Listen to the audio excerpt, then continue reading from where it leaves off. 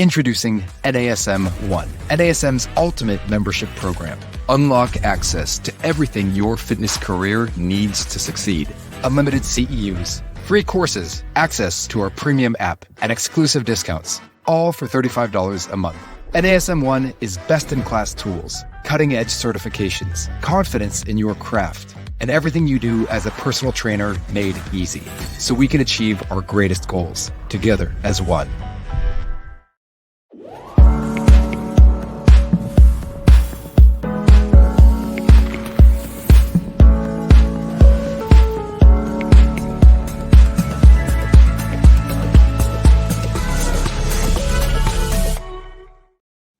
Hello, everyone, and welcome to Strong Mind, Strong Body. I am Angie Miller, your host, and my guest today is Mel Tempest. And I am so excited to have Mel on here. One could almost say that I'm somewhat nervous to interview her. That's how much I really respect Mel and what she does. So let me tell you a little bit about her. Mel is the CEO and founder of Ignite Fitness Business Events. She's also the host of the Gym Owners Fitness Business Podcast, and she herself is a club owner in Australia to a club called Genesis. Mel has been in the fitness space for so many years, and she's an entrepreneur, she's an educator, and she is a true leader. So I'm going to bring Mel in and have her introduce herself. Hi, Angie. Thanks for having me on the show. I'm very excited to be here. I'm very excited for you to be here. So, Mel, why don't you, I'm just curious, you've been in the fitness space for just a few minutes, right? So maybe just introduce yourself, give us a little bit more lay of the land of exactly what you do. And then I kind of want to figure out, how did you get into this space? So at the moment, I'm a club owner here in Australia, and we just celebrated our 20th birthday last year. So very exciting for us, considering I only wanted to be in the industry for a few years. And outside of that, I do run fitness business events. So I've ran women's roundtable events. And of course, I've ran men-women roundtable events. And about 6 years ago, I started my own podcast. I was sort of pushed along by a mentor of mine, Thomas Plummer. He said, Mel, you've got to get out there and create your own platform. So I haven't looked back.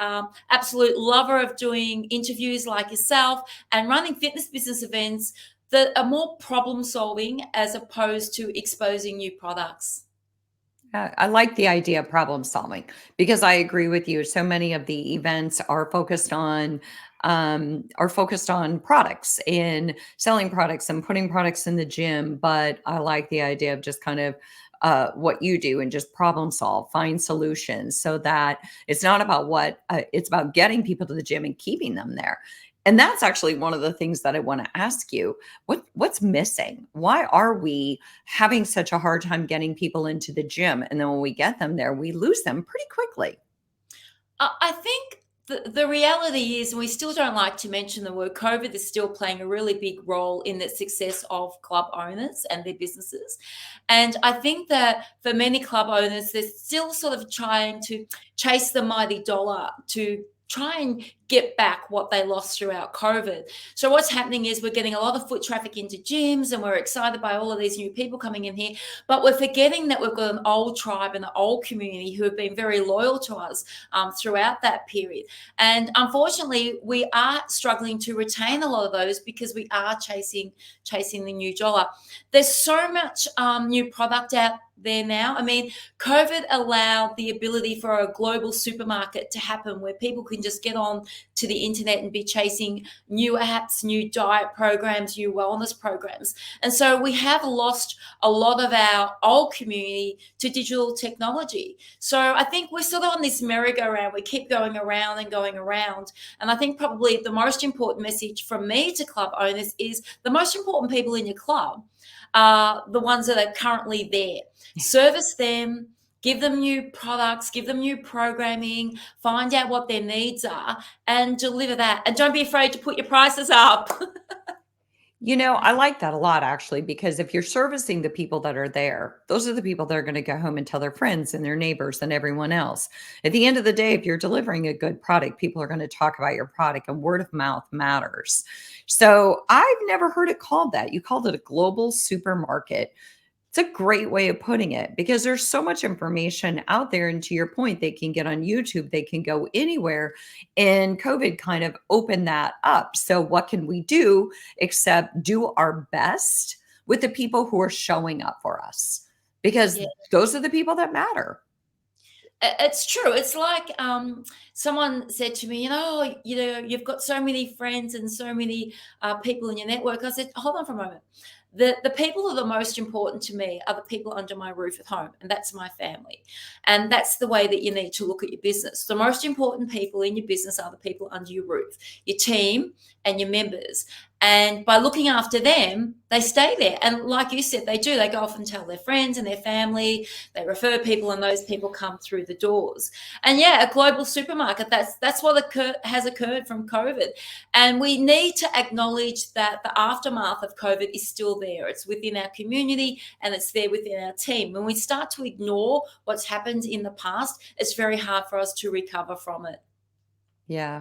And also when you mention like take care of people under your roof, if you think about it, like that can be, you can look at that from a lot of different lenses. Because if you're taking care of people under your roof, you have a happy family. If you have a happy family, you're going to function better at work because we can't separate the two. You can't separate family from work. At the end of the day, you bring both to one another, whether you intentionally do so or not. So if you are nurturing your closest family unit the way that you're nurturing your closest family unit at the gym, you have a loyal following of people and you have people who are standing by you and you are in a better place emotionally. So I like that. What are you hearing from these? You said that your fitness business events is focused on kind of problem solving. Like I would imagine it being kind of roundtable style where club owners are getting together and they're tossing out, this is what I'm dealing with. This is what I'm dealing with. What are some of the big things that you're hearing about what people are facing? So that your audience understands how the events work, we run with 6 roundtables, and each roundtable has 10 people on it. And each roundtable has its own host, and that host could be on improving sales in your club, improving retention in your club, what's happening with a certain digital technology platform. Then we might have a roundtable, which we did just on the last one, which is on conflict resolution. So each roundtable has its own subject, and each roundtable runs for around about 25 minutes. Then the bell rings, and then the community move on to the next roundtable. So they're not stuck on the same roundtable for the entire day. So probably from the last event that we just ran, we found that programming was an enormous discussion for club owners. They're looking for fresh content in their programming. They feel that they've had the same programming, for nearly a decade now. Human resources, finding great team members. So we're finding now, because of COVID again, people have gone for more lifestyle balance in their lives. So instead of, being dedicated to their job 6 days a week, they're now preferring to work 4 days a week. That therefore leaves a gap in the gym. There's less reception staff, there's less gym programs, there's less group fitness instructors. So human resources, finding staff is a big discussion.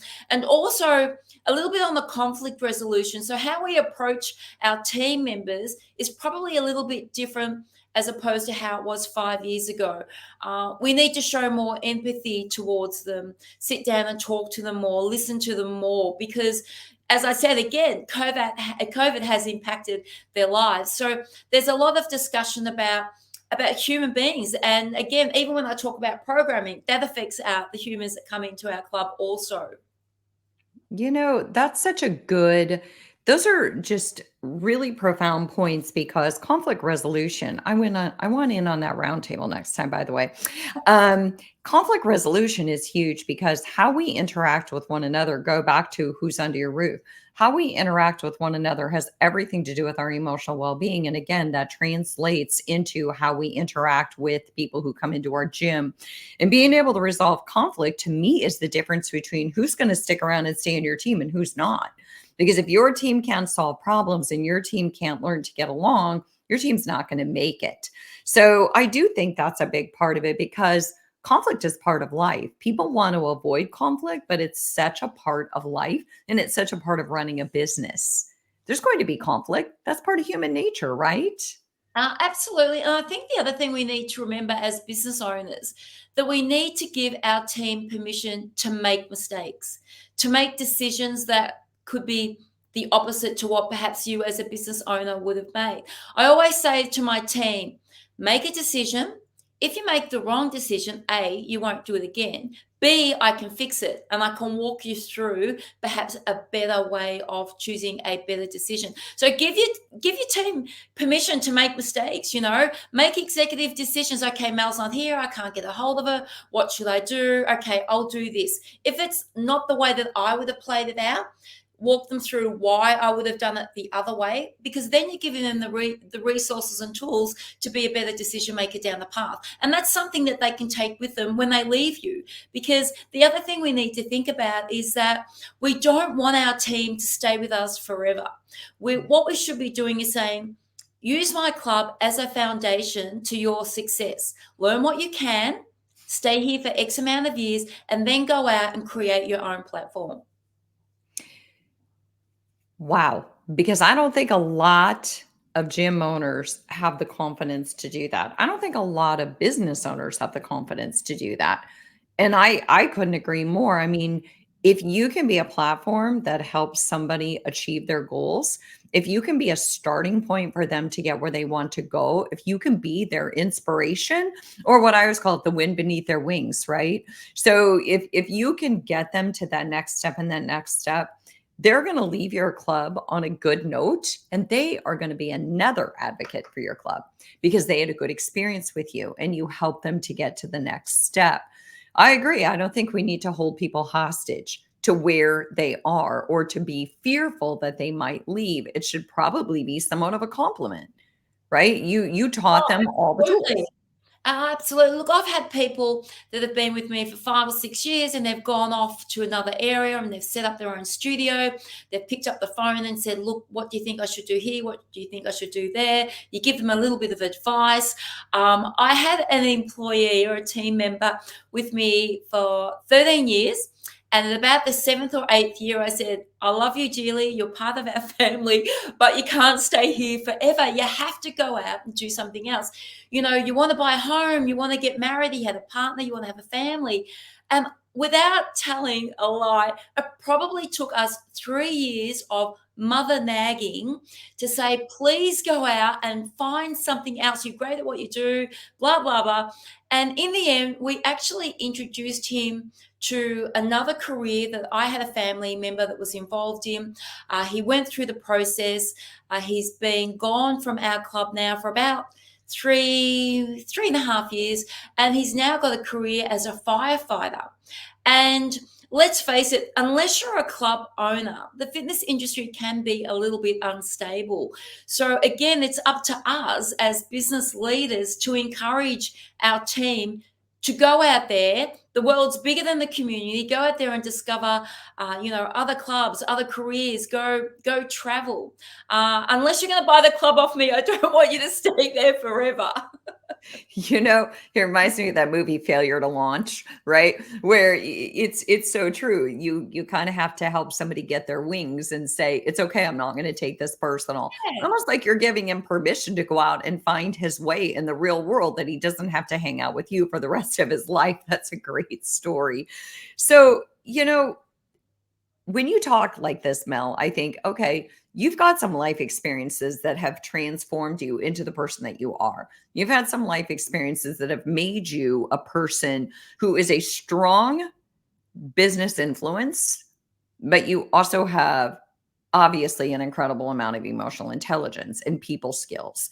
And I know some of your history and some of the way that you kind of came into the fitness space, but what did really, what would you call that pivotal moment that you said, I want to be in the fitness space? Truthfully, what happened was I joined a gym for the first time at around 34, 35 after coming from another career, and I looked after a sick relative, and my husband come home from work one day and said, it's probably time for you to get back into the workplace, get that social thing happening again and doing what you love. And I was like, don't want to return to that career. I think I'm going to go off and be a group fitness instructor.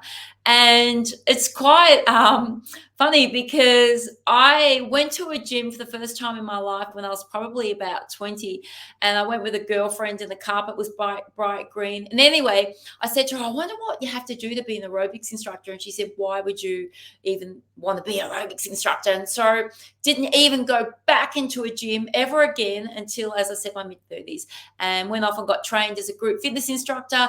The course back in those days was 2 days a week for around 6 months. Got my first ever class teaching circuit classes on hydraulic equipment when it was a circle and they had jumping boards. And to cut it down really, really short, I then got classes at other centers, and I wanted to become a body jam instructor. And I was at a club, and the group fitness manager said, you'll never teach body jam whilst I'm the GFM. And it was at that precise moment that I said, I'm in an industry that is supposed to inspire people to be the best they can be. And I aspired one day to be a GFM. And here I was having that person tell me that I couldn't teach a particular class. So I went home and I said to my husband, I want to open a gym. I had no idea what I was doing because I hadn't been in the industry long enough to know a whole lot of stuff. And he said, how much is it going to cost? And I gave him this ridiculous amount. And word got out, Angie, that I wanted to open up a gym.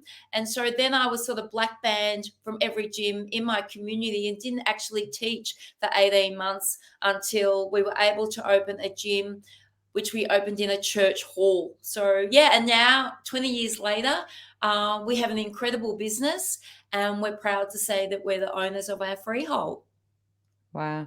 I feel like, so first, Mel, I want to reintroduce you. So this is Strong Mind, Strong Body. I'm your host, Angie Miller. I'm talking to Mel Tempest. Mel comes to us all the way from Australia.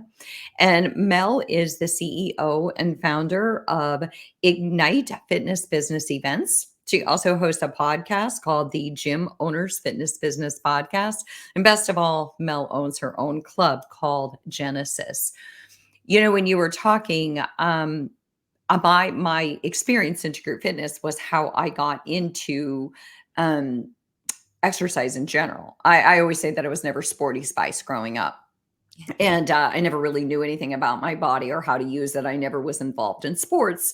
And I started teaching school, and I was in a city where I didn't know anybody. So I joined a gym, probably, if I were to be honest, to meet boys. And then a group fitness instructor said, you should teach. And that's how I got into it. And from there, the body confidence led to confidence in everyday life. And so many things snowballed from there. And I truly credit group fitness as the foundation of everything that really changed the narrative of my life. It gave me confidence. I felt empowered. I was able to lead and inspire. I was able to discover my own experience in my own body and feel confident in that. And to be able to help men and women do that, to me, is the greatest gift ever, personally. Yeah, I agree with you. I mean, the reality is this: for some people coming to the gym, whether it's for an equipment workout or whether it's for group fitness classes, but for some people, coming to the gym is the best part of their day. They don't like their job. They don't want to go home to their family situation. So they come to a place where they feel they're not judged. They work out with a whole lot of people with the same agenda as them, to get fit, to get healthy, to have a chit chat with people, again, who are non-judgmental. So we need to understand that for some people, the gym is a safe haven. It's a place where they feel non-judged. It's a place where they feel they're not accountable to anybody. They just want to go and they just want to do their own thing. Yeah, so true. It's such an escape from everyday life, but a positive escape. Yeah. You mentioned something in your story, and you said the girl said, you're never going to teach here. I produced fitness videos back in the day, and there's somebody who has a pretty good profile in the fitness space, and who came to me that many years ago and said, why would you think you could do that? You don't have a name. Nobody knows you. What are you doing? And that doubt, that kind of maybe putting a barrier up for me and making me feel like I wasn't, that this was not a good move for me, made me want to do it. And so, but not everyone's wired like you and I. Like for some people, they would fold if they had that obstacle and somebody was making them question themselves. And I do think that that is one of the concerns in our space is this maybe need to feel territorial or threatened. And so I love that in the beginning, you brought up take care of the people under your roof, right? Like learn how to help people get along and resolve conflict because that whole competition based thinking, in my opinion, that's what really needs to go in this industry. We've got to get rid of that. Oh, What? absolutely agree with that. It's ironic, with what you said about somebody came to you and said, "Why do you think you can do that?" Or "Why can't you do that?" The reality is the problem is not with you. The problem is with them. Mhm. So sometimes people look at us and we have a lot of positive idiosyncrasies that other people wish that they had.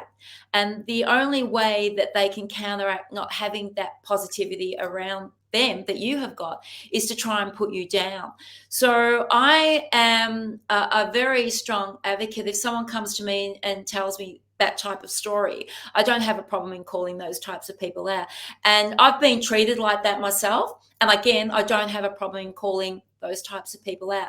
We're in the industry, again, I reiterate that it's supposed to inspire people, not just us as professionals, but our community to be the best that we can be. A lot of us have something to offer that others don't have to offer. So why not share it? Who are these people to go out there and to ridicule or get onto a public platform and try and put people down and create stories that aren't true? Again, the problem is with them. If you're hearing that about other people, then you need to go do your own homework. I always say to people, take the time to get to know me for who I am. You'll probably find that I'll take the shirt off my back to help you. Don't believe what others say. Yeah. It's so true because, I still run across this person all the time. And I've never said a word after all these years. But the funny thing is, my videos do quite well. And I always kind of look at her like, ha ha ha, but it is really unfortunate because I remember hanging up from that phone call and calling another friend of mine who also has a high profile in the industry. And he said, who voted her the fitness police anyway?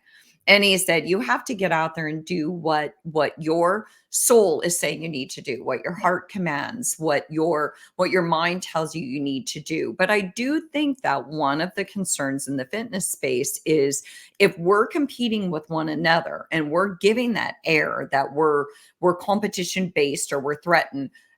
I assure you, and I'm sure you would agree as a club owner, maybe you wouldn't, that we're passing that energy along to the people who come to our club. So Oh, if trainers are competing or, members over here, two trainers have some unfriendly dialogue, that's going to trickle down into the membership and then that's going to be competitive. Don't you think? absolutely. It's the way you behave in the club, the way you walk in the club. Let's face it, clubs have Chinese whispers. So, we have to try and put an end to that behavior. But Angie, it's not just about in clubs. Let's talk on a bigger scale. Let's talk about the fitness business industry as itself, as a network and as a community. We can be our own worst enemy. We are supposed to support each other because we all have the same agenda, yet we do it very badly. And I would have thought that after going through COVID and seeing what everybody was doing freely for each other across social media platforms, that the behavior and the thought process would have changed. And it has to a degree, but it hasn't moved fast enough. I mean, we're in the industry that is still dominated by men. I have a lot of male friends, but I also believe that there's a lot of fantastic women out there that need to be given an opportunity to stand on bigger platforms and to speak. And again, like you said, the behavior in the club is also the behavior that's in our industry. And until we all start to speak up more and truly support each other and know that we're not competition, it's going to be a very slow process for the industry to change.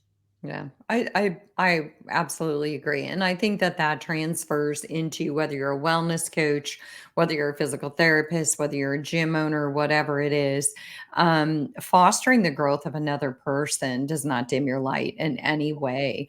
And if we can do that, we can then foster the growth of the people who want to come into the club and not be threatened by this idea that they're going to walk into a gym with a bunch of beefy bodies, which is not, we know is not the case. But people on the outside, I think they're going to enter into a beefy body place and they're going to be, Yeah. they're not going to know their way around, and it doesn't have to be that way at all. Yeah. So, I think at the end of the day, we need to ask ourselves, what is the legacy that we want to leave? that's a good one. Have And Donald Miller talks about that a lot. What's your legacy? Like, what are you here for? Yeah. And he also talks about how one of the things that really stood out to me when I first heard about, the idea of leaving a legacy, which we've all heard about that in different terms and in different places. He talked about how quickly we are forgotten on this earth. Like, if you have children, then your children, and then they have children. And then by the time their children have children, about a couple of generations, 3 generations from now, unless you've really left a true legacy, you're going to be a picture that somebody Yes. 30 years from now says, who is this Yes. person? And that really stood out to me. And once I wiped my tears and thought, oh, that's so sad, it Yeah. really made me think, well, what do I want to do? How do I make the greatest impact? And how do I leave that impact long after I'm gone? Yeah. And so I think that's huge. What's your legacy going to be? I think for me, if somebody hadn't given me an opportunity, I wouldn't be sitting here having a conversation with you today. So for me, I want people to be able to say, hey, I remember when Mel gave me this opportunity to do da, da, da, da, da. I was on her podcast, or she introduced me to all of these people in the industry, and now I'm doing this because of that. So for me, it's creating opportunity for others. For my children, it's giving them the resources and tools to be fabulous parents, successful adults, to give them all of those resources and tools that I wasn't given as a child. Yeah, I think that's a great legacy. Giving people tools and paving the way for people so that you make their road a little bit less treacherous. It's kind of like Viktor Frankl in The Road Less Traveled, turning, giving your pain purpose, if you will, or finding meaning out of hardship. And I feel like your life, you've had some real obstacles and you definitely have found meaning. And the way that I think you found meaning is by helping other people, right? Yeah, Um, because paving a road.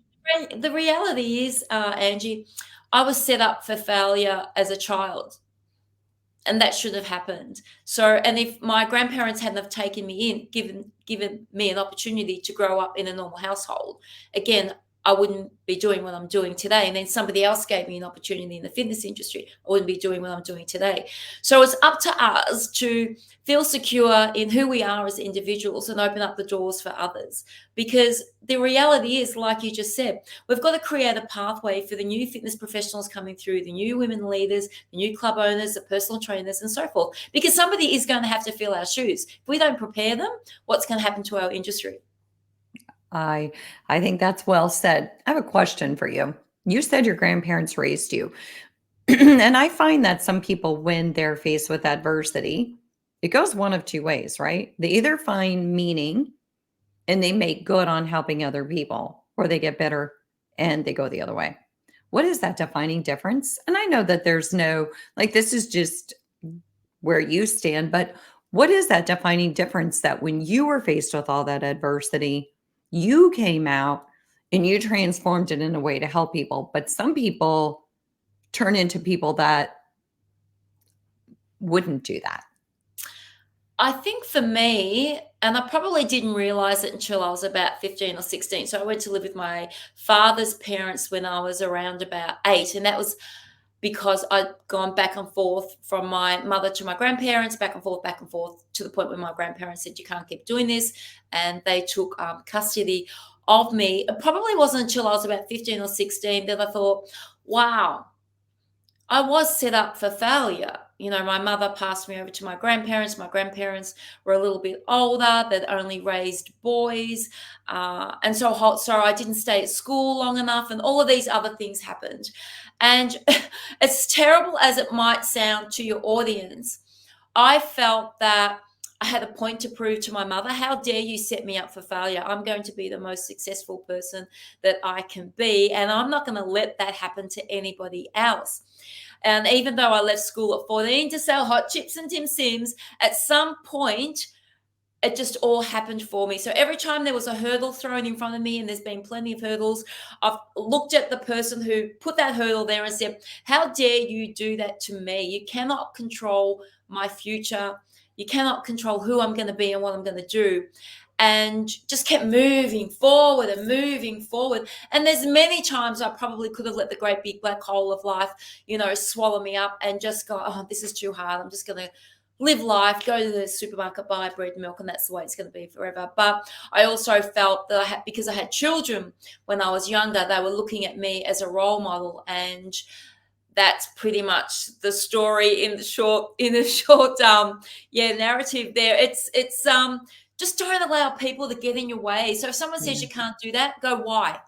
Why can't I do that? I would rather fail trying as opposed to be lying on the bed, looking up at the white lights at the end of my life going, oh, I wish I had gone on Angie's show. I wish I had applied to speak here. I wish I had done that business course. Do it. There's nothing wrong with failure. Failure is a learning curve. It doesn't mean that you can't go again. So don't allow anybody to be an obstacle. Don't let yesterday's hurdles be the hurdles of tomorrow. For sure. And don't let them define you, because, that's kind of why I called this advocating for a new fitness narrative, because I think that advocating for a new narrative in general, I agree. We can step back and be a victim and say, this happened to me, therefore I'm not able to do these things. Or we can stand tall and say, to your point, why can't I do that? And, if you tell me I can't, I'm going to have to try now, because in a sense, that's a challenge. And so I hope that for anyone who's listening, because I think that we would be hard pressed to find somebody who somewhere along the way hasn't been told by a doubter or a person who's threatened that they can't do something.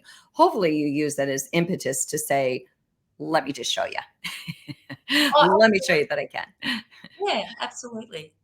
So Mel, you are a true change maker. And I think that you really have been advocating for a new narrative for many, many years. And to your point, it's a male dominated industry still for the most part. And you're a female out there saying, let's kind of shift the narrative here.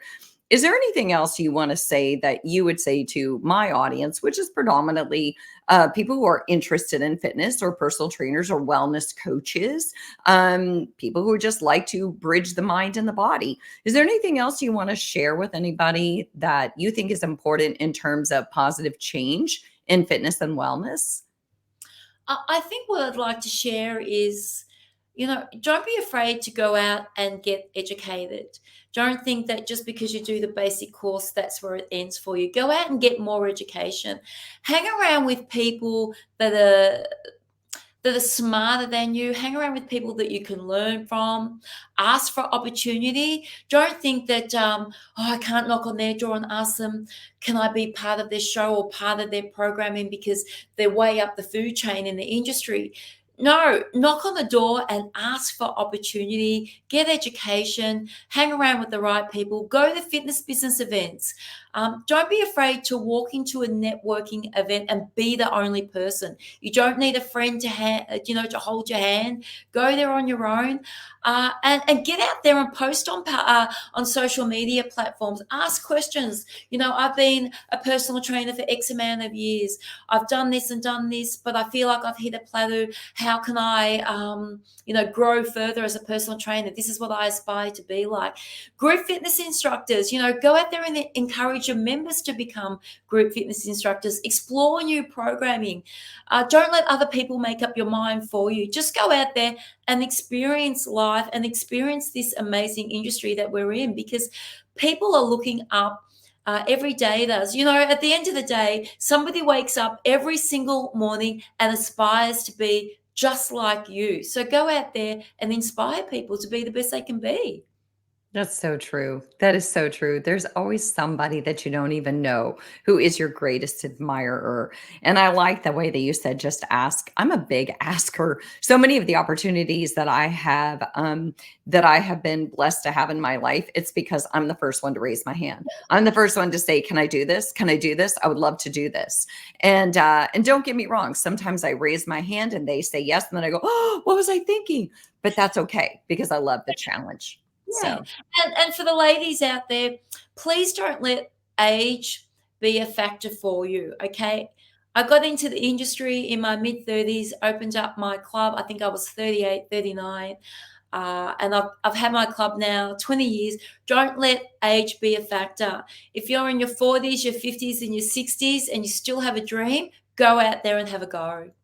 I'm really glad you mentioned that one because what is it? Somebody I just heard a talk show host say that ageism is the last acceptable stereotype. And I thought, man, that is so true because we just don't want to go there. We want to be an ageist society, but we don't want to admit that we are. And I don't think that age holds us back in any way, shape, or form. So, Mel Tempest, thank you so much for coming on Strong Mind, Strong Body. Thank you so much for sharing your wisdom. I can't wait to see you at the next event. And thanks to all of our Strong Mind, Strong Body listeners. And Mel, before we do sign off, if anybody has a question for you or they want to get a hold of you, how would they reach you? So all you need to do is email me at mt@meltempest.net. Okay, fantastic. Well, Mel, thank you again. Thanks to all of our Strong Mind, Strong Body listeners. We'll see you next week.